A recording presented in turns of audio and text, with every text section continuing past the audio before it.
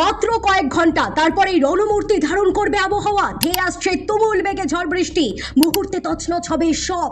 কলকাতা সহ 5 জেলায় red alert, কালবৈশাখীর বিরাট সতর্কতা জারি করলো আলিপুর আবহাওয়া দপ্তর। জানুন আবহাওয়ার বিশেষ সতর্কতা সম্পর্কে কি বলছে আবহাওয়াবিদরা। রাজ্য জুড়ে শুধুই গরমের পূর্বাভাস, তবুও তার মধ্যে ঝড় বৃষ্টির সতর্কতা জারি রইল 5 জেলায়। ভারী বৃষ্টি, মেঘের গর্জন, উথাল পাথাল হাওয়ার সতর্কতা রইল আবহাওয়া দপ্তরের তরফে।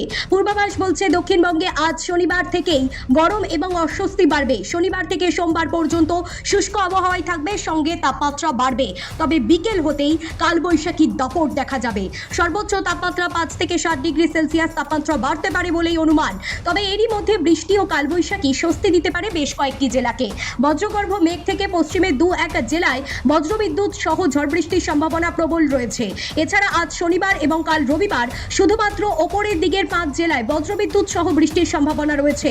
সঙ্গে 30 থেকে 40 কিলোমিটার গতিবেগে দমকা ঝোড়ো হাওয়া বইবে। দার্জিলিং, জলপাইগুড়ি, কালিম্পং এই 3 জেলায় বৃষ্টির সম্ভাবনা বেশি।